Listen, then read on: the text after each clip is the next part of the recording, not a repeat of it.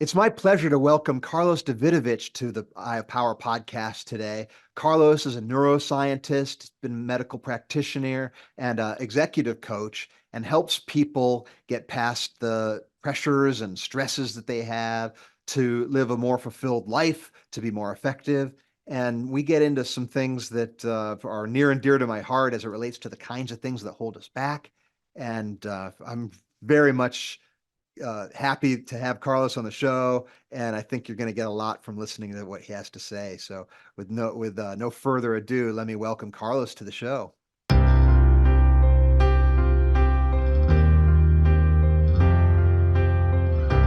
Welcome to the Eye of Power podcast. I'm your host, Tom Dardick. But this podcast is not about me. It's about you and your power. It's time to claim yours.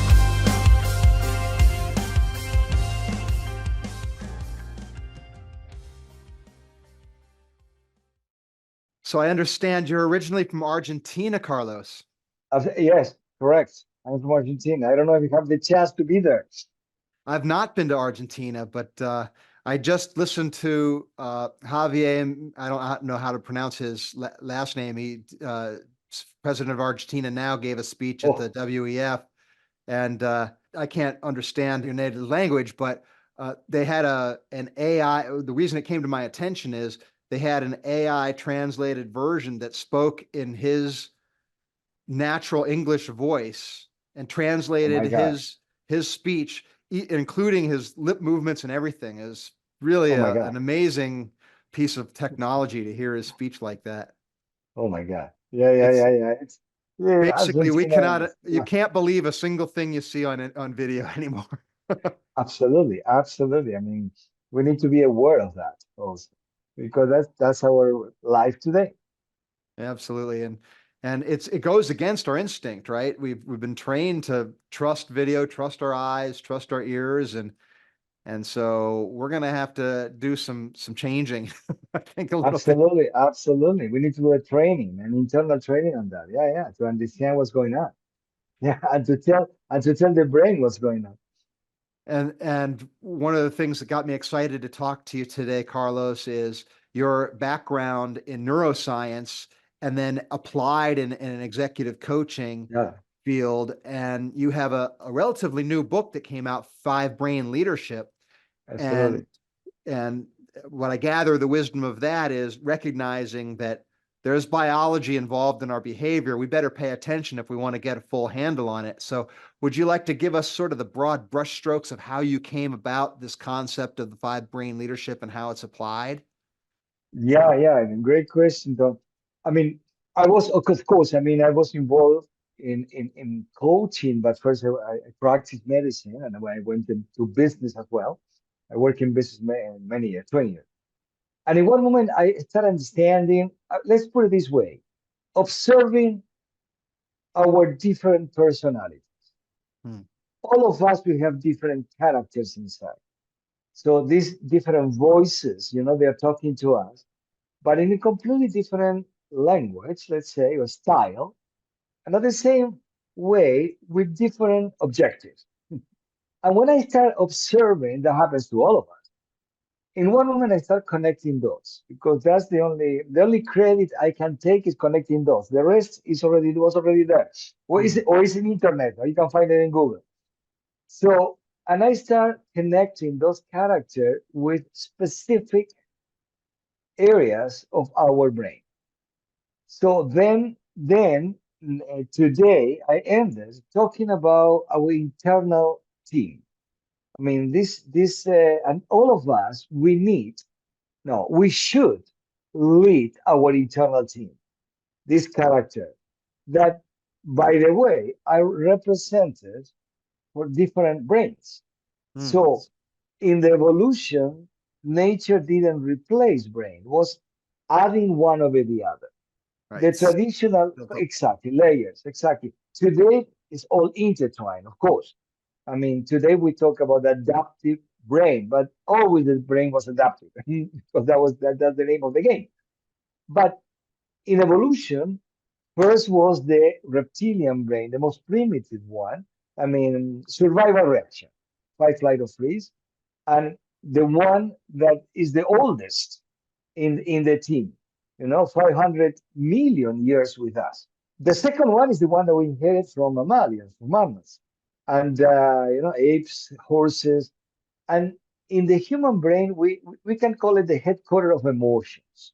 Emotions are there, and we know there are positive emotions, there are negative emotions, and then the newbie in the block is the rational brain. That even though took us so far from our beginning, but it has, I mean, in the way we know it, has 50,000 years against 500 million, it's nothing. Hmm. And that has a concrete consequence.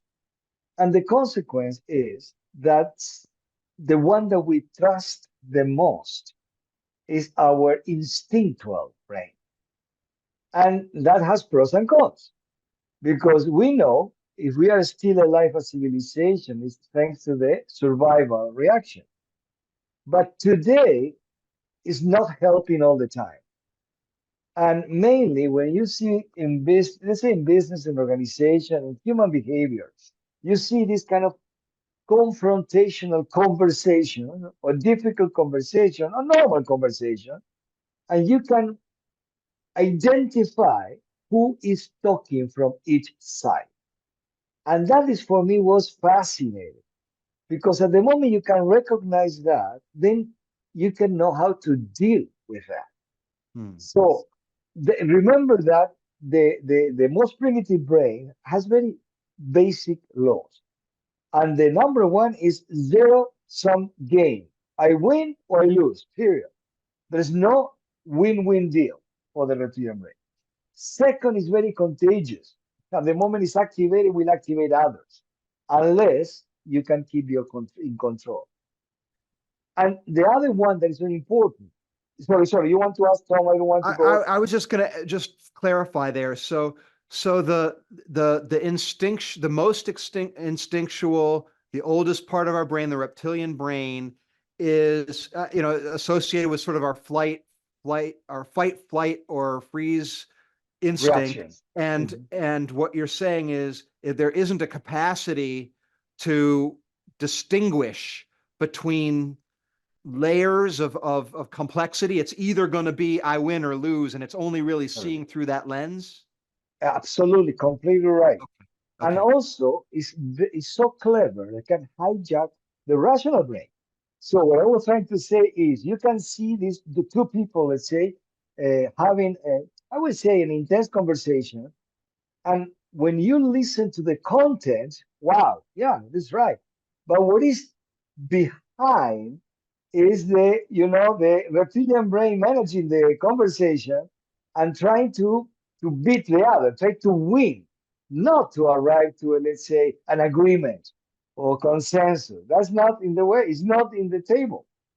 So that's why when I in my coaching practice, I say, take care which one of you or which one of the people working with you is talking, because then you need to deal in a different way. Makes sense what I'm saying so far? Yeah. So they may not be aware of that part of themselves that they're giving voice to or leaning on. Exactly. Okay. And the consequences are very clear. I mean, uh, there is one important concept how the brain works. At the moment the reptilian brain is activated, the brain will deactivate the rational brain. So at the moment that you are in attack or defense mode, it's very hard that you will listen properly or you will analyze any rational concept properly. So then, Is that because in a crisis, speed is of the essence? We need resources to react quickly. exactly, exactly. Yeah. Remember, I mean, the reptilian brain is the fastest one. I mean, the rational brain, or if you want, I mean, if you like the new concept, let's say of the first the area one and two, Hahnemann, if you like that, the rational brain is very slow. It's very slow. And then in an emergency, it's better that will be away. I mean, to take it away. The point is that sometimes we are not in an emergency and we still behave like. And then is when we cannot understand or write to a right conclusion. Okay. So I've heard it talked about a good amount between the reptilian, mammalian, neocortex, those three. What I have not heard is your model of the five. So we've got a couple more here that are, what are they? Emergent? Are they, Okay, how do we start incorporating those? fantastic. We didn't know when I studied medicine, I didn't study this, that we have neurons, brain cells in our heart. Ah, So the heart, I mean, has concrete cells that are exactly the same that the one we have in the brain. And we still don't know exactly what that means. But what we know today, that the heart is not just a pump, pumping blood. It has a different purpose, let's say. And in our language, in many languages, there are common saying, like in English, for instance, what is the saying when we say when we know something very well, the saying in English is I know it by heart. What are you talking about? That the heart is storage in information? Well, maybe yes. that's In interesting. I mean, that is an instinct we have to think in those terms, sort of absolutely, somatic knowledge, right? That's exactly. built into our bodies. So what happens in the case of somebody who has an artificial heart? Or do they lose that capacity? This is another question. I will put a question mark and I tell you why. We still don't know what is missing when somebody has an artificial heart. Not too many people still, Right. but will come more and more. People that receive a new heart, so a transplantation from another human being, there is a 20% of them that change personality, Wow. I didn't know that. That's interesting. taste, food taste, reactivity, change totally. And a group of researchers in the United States found out the new characteristic were the characteristic of the donor. Wow. So the heart, Interesting. oh my, it's fascinating. The heart brought the information, not only send the information to the big brain and say, okay, now we function in this way. And I tell you, so if you think in that way, what could happen if a person receives an artificial heart or a heart from an animal that is not human? So Yes. that's why I said let's start with a question mark. We don't know. The answer is we don't There's a lot know. That, more that that's we the have truth. to go than we know. That's for sure. Almost every Absolutely. field. Yeah. Absolutely. We need Yeah. to So, be very humble, on that. well, the older I get, the more I'm realizing I need to remain in the question more, be less Absolutely. be less declarative and more inquisitive. Absolutely. I totally agree. Totally agree. And the brain number five became very popular lately is the one that we have in our guts. The Guts. gut has Okay. a complete, the gut brain is very popular now because first of all, there are many more information, I mean, that is coming to the world and has a complete nerve system. We know again, I mean, as a folklorical thing, we know that how much our digestive system is connected with our emotions. We don't feel good, we don't feel good in digestive system, and vice versa. So it's double circuit. But also we know today, not before, that one specific particle called serotonin is not important the name, but it's the one connected with what we call happiness, a good mood. The production, 95%, is in our gut. Hmm. So the Hmm. gut and the gut is managing a lot our emotions. And there are a lot of diseases, gut diseases, that are connected in how we feel from the emotional point of view. So there's a close connection with it. So what I'm wondering now, Carlos, is the practitioners that are dealing with a holistic approach really are focused in on gut health. Last year. I went to a nutritionist firm. They did a whole battery of tests, and they took me off gluten, eggs, and dairy. I did that from June to November, and it did change a bunch of things. They also gave me some supplements too. But the idea is that our our digestive system, our guts, are really not. It's a colony of of beings, Exactly. thousands, hundreds, millions, billions, different kinds Billion. that need to work in harmony and need to be in balance. And when we're feeding different types of chemicals that have who knows what aspect to them, we're getting all these effects that we don't want. And so and it might just be food sources that we're just not used Absolutely. to. Of Absolutely. course, things like preservatives and things in modern food production, to preserve food probably doesn't do well for some of our gut bacteria and Absolutely. the flora in there. So the question is, it becomes a big challenge to manage our digestive system health. And what it seems what you're saying is that it affects all aspects of our lives, not just Totally. how we might be feeling it from a I feel sick No. aspect, but really right down to how we think and feel. Absolutely. I mean, yeah, because you went there, I will explain a little bit more. It's not about the gut brain, it's what is inside our gut. In medicine, today we talk about a new organ, something again I didn't study when I was studying medicine. And this organ is around 4 pounds of bacteria. Mm, It's that is the, I say it like this because it's inside our gut. right. And they are, you said it perfectly, they are totally alive. And I don't want to be dramatic, but Mhm. they are in charge of many things. And if we don't treat them well, they really can affect our life. I'm trying to be polite in many, many, many ways, emotionally and physically. I mean, they decide which disease we are going to experience. Wow. So, I mean, yeah, it's really, it's mind blowing. I read a lot about it because I'm very interested on this. And I tell you, it's mind blowing.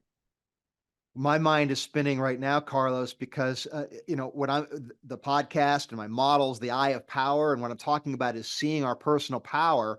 And what you're saying is we are not an I, we are a we, and we need to be in concert with the systems within us to be respectful of those things and understand that we are we are really part of a whole that is not a singular thing.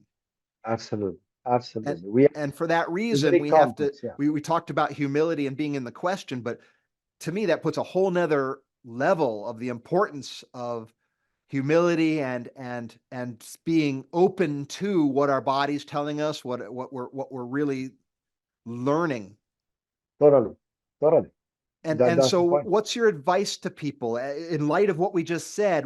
What is it that you would, maybe two or three things that if you could just put it on a billboard that everybody in the world would see, what are those messages that you wish more people would really appreciate? Wow. That is a question. Let me just think a Sure. second. First of all, if we talk about pure health, let's say, let's first of all, let's not panic, okay? Because so, yeah, yeah, Good yeah, advice because there. because it's not helping. Let's not panic. First of all, to be mindful that we are a system and a very complex system with a lot of active beings in our body. And in the end, is the goal is how to keep the system in good harmony. Of course, emotionally, no doubt, number one. But now we know that if we take care, take care about our food in the way to feed these bacteria concretely, and this is the concept of probiotic, prebiotic, and all this stuff. then we can have a better life. And it's not complicated. I hate to complicate our life even more than it is. So I try to help to make it easier. And sometimes, if we are talking about medical things, just take a probiotic every day, just one capsule, and will help a lot. That's it. Period. Be mindful of that. It's not about to today. There are a lot of fashions. I mean, regarding food. I mean, Mhm. or keto diets, or vegetarian, or Mm. vegan. I'm very respectful of all of them. But I already learned, based on my medical knowledge, all of them can help. None of them is the panacea. Is the Mm. panacea?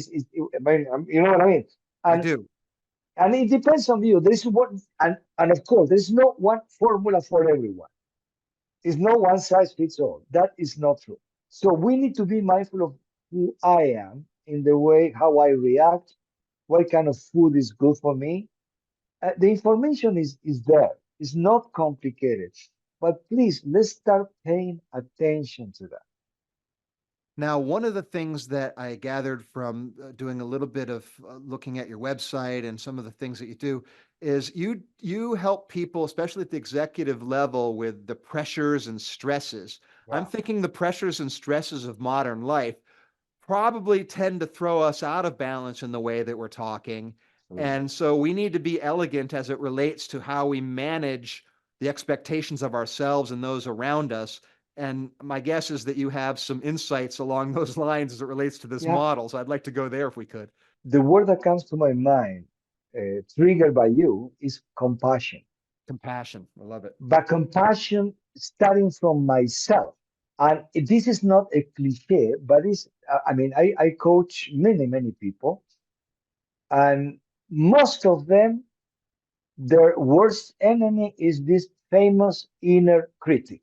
Mm, It's an inner voice that is all the time holding us back. So, high self demanding personality, I should always do more. I cannot take care of myself. And then when I explain to them what exactly that voice is, you should see the faces because their eyes change, or even the way they start moving. I mean, the body language. But because pay attention to that inner narrative that is not helping. Of course, it's good to say, I want to do more. I mean, to be ambitious, to have a healthy ambition, I'm there. But sometimes, most of the time, it's too much in this world. So it's not just that depends on the outside, how the outside world is pressing on me. No, it's me pressing on me. mm.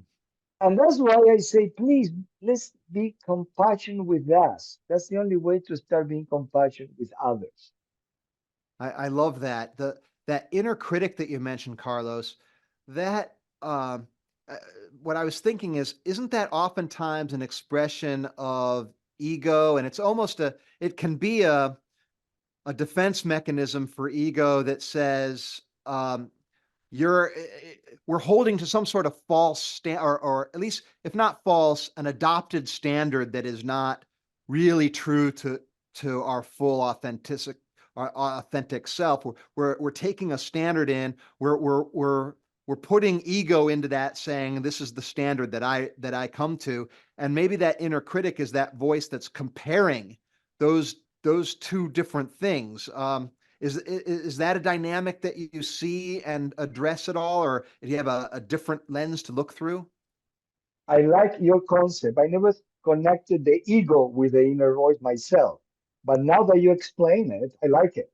So because I understand in this way, the ego wants to show up, I mean, to show itself all the time.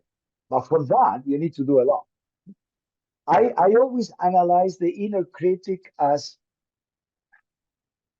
even I tell to my clients, that is not you. That is a virus that you have inside. It's not you. So first, let's detach from that voice. And also, that voice is, I like to say, is blind. That voice got into you when you, me, we were very young. Yeah. is something that we let it get in based on the interaction of our personality and our family characteristics. That's the origin of the whole story. Then the inner critic was there and stayed there forever. But it's always repeating the same narrative. It's like a broken record. Right. So at the moment you can identify this, you start taking the power back. Right. Don't give the power to that voice because it's not your friend. It's not helping. Say, Yeah, and it can be a little tricky because there's nothing wrong with aspirations and wanting to hit no, a standard and wanting to be better tomorrow than we are today. And that's part of, that uphill climb is part of where we get our meaning and part of what fulfills our life. But that absolutely. compassion piece that you point to, be your own friend along the journey. Don't sit there and be pull yourself back down the hill with this Absolutely. kind of, I don't know, self-rejection or Exactly. yeah. Totally, I 100% agree with you. So, and I say, my question to my clients is, how many times that voice really stopped you to do something that you really wanted to do? Oh, many times. Because the voice always says, no, you can't. No, you're not able. If the voice says, hey, you can do it, go, try, fantastic. It doesn't matter if it's going to happen, yes or no. But please take care. Take care of who you really are. Yeah. Then the process is to try to be in control from a healthy. Mm, Make sense about this? So the healthy part of me that will be compassionate, that will be ambitious, I want to know more. So that's fine. That is fantastic. Okay, it's great. But please, how many times, metaphorically talking, are you embracing yourself? Are you just, taking care of yourself? And that's one of my power question with clients. What do you do to take care of you? And yeah. give me a concrete example. I don't care if it's gym that you enjoy, now that you're dying for that. You're killing yourself.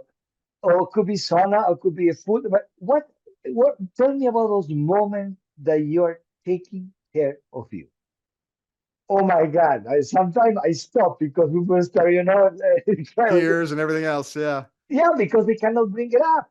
Well, I No, can only I do imagine. many things for others. That's good. Love it. Right. What about you? But what about you? This conversation is really hitting me hard in the sense that what you can't see the words on the model here behind me, Yeah, some of but them. that the inner where the black part is, where the pupil is, there is the layer of the model I call the four corruptions.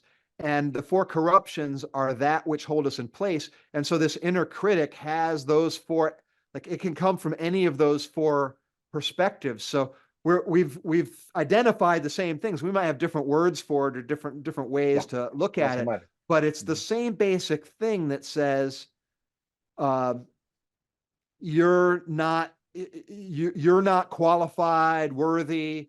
Uh, it's too much of a risk. I don't know what to do.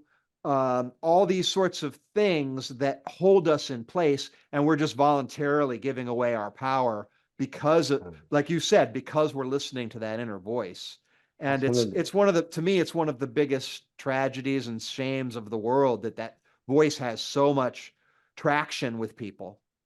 Totally. Totally. But I like to use the word power Power. because power in the real meaning of power is the capacity to do something, not the Yes. ability to do. Because I have power, I can do. It's not in the more in the social power. No, no, no. Power is I'm able to do it if I have power.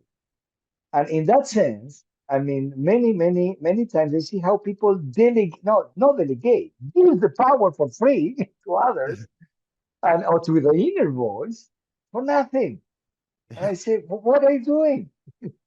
So what do you think that's about, Carlos? Because there are influences, there are ideas out there in the world that actually do actively take away, sap individual power. Yes. They're like viruses, or they're like uh, almost like vampiric. They feed off Yeah. of Oh, yeah. off of the energy. So what do you think that's about, and what can we as individuals do about it to make sure that we're as protected from those forces as we can be? I like to start from the same place. Be aware of what's going on. Awareness, yeah, of course. Awareness is number one. The second one, stop playing victim. Is not helping. Playing victim is giving the 100% of the power to others. When somebody comes to me or in my coaching practice saying, "Oh, this guy did X, Y, Z to me," I say, "Wait. He or she can do whatever. Tell me about the impact on you. That's what I important. And if you feel, poor me, you left the door open to that. It's That's not right. about them. So take the power back. And or another question they use, I have different tools. And when they say, "Oh, that guy," and my question is, "Okay, what did you do to solve it? And tell me your actions." "No, you didn't." "You want to keep crying? Okay, let's cry together." But it's not solving the problem. Right. So let's learn how to empower ourselves, because in business we talk a lot, in organization, how to empower the team. That is the same concept, but let's empower yourself. I mean, in the way that keep the control. If that means I can do whatever? The answer is no. Or I will be able to reach whatever I want in life. No, come on, this is not true. This is not life. Right. Life has limitations. I have limitations, of course, but don't tell me that I didn't try. That is the concept. Uh, So it's the important. One of the things I talk a lot about with the Eye of Power community is the idea of marshaling our unique gifts, right? So you may not be the smartest person, you might not be the best looking person, you might not be the most talented in this way, but we take up the things that you are good at, and then in that specific combination, there is nobody that brings that particular basket of goodies to the party than you as an individual. So we each have that sort of whatever that is. And it seems to me like the path to most of our power is to find those things, like you mentioned, awareness, explore ourselves in that way, find that inventory, find that uniqueness, develop it, and then put ourselves towards putting that to the best service to others to contribute. And I think that's sort of the path that gets us free of some of these things that we're pointing to. You see it that way, or Absolutely. can you add to that? Absolutely. You reminds me, one quote from Oscar Wilde: "Be Uh, yourself. Everyone else is taken." And I I love love it. it. Smart man. Oh my God. Oh my God. A genius. But Yeah. let's go back to your comment. I mean, one of my workshops, I give workshops on neuroscience and daily situation in business. One is about growth mindset. Growth mindset versus fixed mindset. No, I mean the concept developed in Stanford for a woman with kids, where they teach you with kids. Growth mindset, it doesn't mean I can do whatever. It means I have the power to try whatever. And when I teach that workshop, or I work with that workshop, I said there is a trick here that you need to be aware of. Stop comparing yourself with others in a judgmental way. Growth mindset means I always can be better than myself. That is growth mindset. If maybe I want to play, I don't know, tennis, whatever. I will become Djokovic or Nadal. Of course not. I don't have that characteristic, but I can be better than me. I can improve myself. I can benchmark with others, but not in a judgmental, sorry, my Spanish, judgmental way. Stop judging that who is better, who is worse. You can learn from everyone, but the focus is how much you are improving comparing with you, not with others. Makes sense? I love that. That's that there's actually a sector in the model there that's based on comparison. It's a trap. Comparison can be a trap, right? Because there's Absolutely. always going to be, hey, there's 8 billion people, right? There's going to be somebody ahead of you if you're going to start measuring yourself against, this. So what's the Absolutely. point of that, right? So Absolutely. yeah, it's at the very minimum, it's a waste of your energy to do that at the very minimum. Totally. So Totally. we want to be better stewards. So the theme, to sort of wrap up our conversation, Carlos, the theme that's Please. emerging to me is to be respectful of ourselves as a dynamic system that Love is it. it's dynamic, meaning it's growing, it's alive, it's moving. We're not this Mm. fixed point. We're not this singularity. We're not this specific stuck idea. We're not this label that you put on us. We're this it's much more, it's way better than that. To me, it's good Love it. news, right? Like it's Tom, I like just love people your saying, energy. I'm this identity, give me these 5 labels, and that's who I am.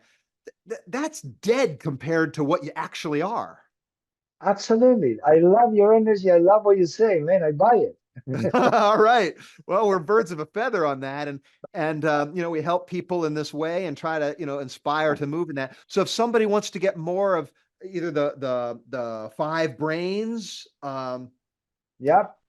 five brain leadership, or be able to connect with you and get more of what you can do for folks, what would you say they should do? My website is just my name and last name, carlosdavidovich.com. And in LinkedIn, my profile there, and they can write to me, contact me at any time. I will be delighted to have any conversation with people that wants to go deeper on this concept. Wonderful. That's awesome. And I'll have the link in wherever the podcast shows up on my website and other places. We'll make Okay. sure that people have an easy way to get to that. So, Carlos, thanks so much for being with me today. I've very much enjoyed our conversation. We Me are too. clearly brothers from another mother in terms of what we're Totally. passionate about. And Yeah. so I always love meeting people that have that giving heart like that. So thank you so much. My pleasure. And saying it's my honor to be in your program, in your podcast, really. Thanks a lot. Well, thank you so much, Carlos. Very much appreciated you being with me today and enjoyed the conversation immensely.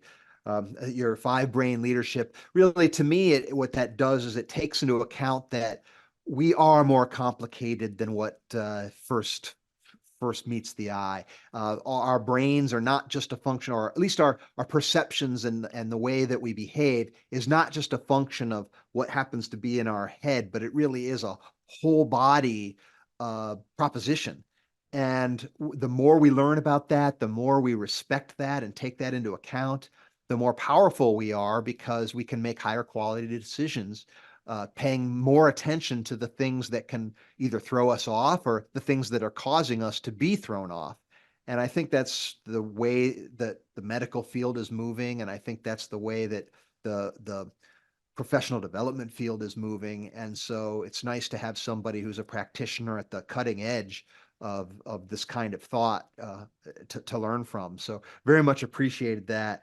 The one of the stunning things to me really is that things like 20% of the people that have had organ transplants take on a different, like the personality characteristics. I mean, that's a wow sort of a thing to think about. 95% of our serotonin production in our guts, and so they think about gut health and watching our behavior as it relates to our diet and our movement and those sorts of things, what we take in, what we're exposed to, and how that really very much reflects our level of satisfaction, joy, happiness. It's all one related thing. And ignore any aspect of it or mistreat any aspect of it, and that's where problems come in. So I think just that one knowledge piece alone and a little bit of taking that into account as we approach each day and the decisions we make on a daily basis, I think that really has an opportunity gives us the opportunity to really elevate, the quality of our decisions and thus the quality of our lives. So thanks so much for being with Carlos and me today. Very much love the conversation. Love to hear your feedback. If you found something useful, helpful, let me know. And thanks again for listening.